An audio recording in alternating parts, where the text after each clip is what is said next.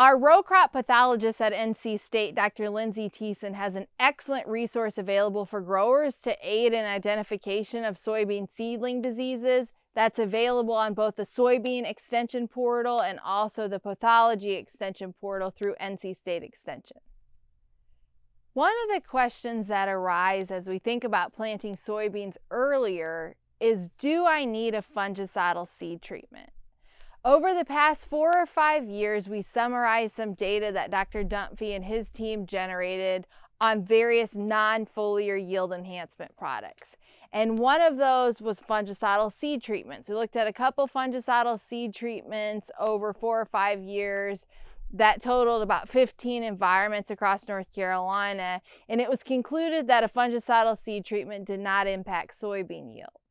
However, those trials were planted from the middle of May to early July. What if we're pushing soybean planting date up into early April? Do we need a fungicidal seed treatment then? That's why we started the trial that's behind us today, where we're looking at various fungicidal seed treatments across planting dates from early April into late June and across 3 different soybean maturity groups.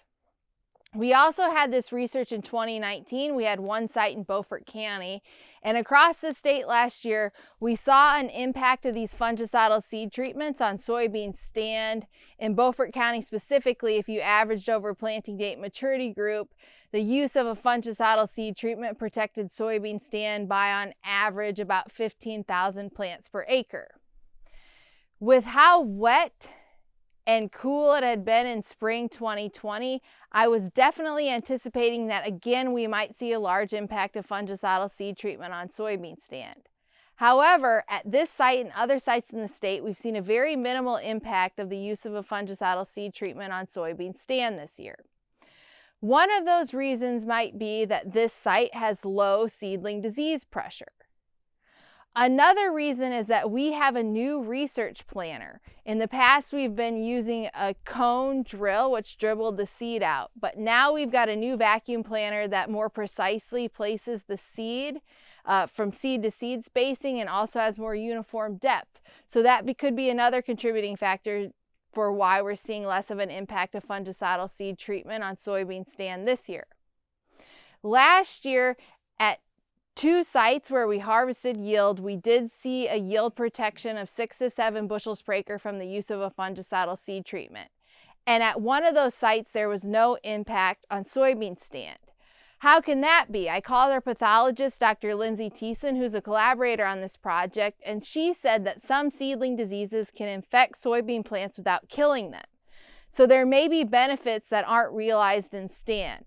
And we look forward to providing you yield data from this trial this year. Last year, we saw more of an impact on protecting soybean yield when these fungicidal seed treatments were used at earlier planting dates. It was about 9 bushels per acre at the very earliest late March planting date, 6 bushel per acre yield protection at that middle of April planting date, and about a 2 bushel per acre yield protection at that mid-May planting date. So we'll have more information from this trial here in Beaufort County and across the state to help inform decisions about when to use a fungicidal seed treatment in soybeans moving forward.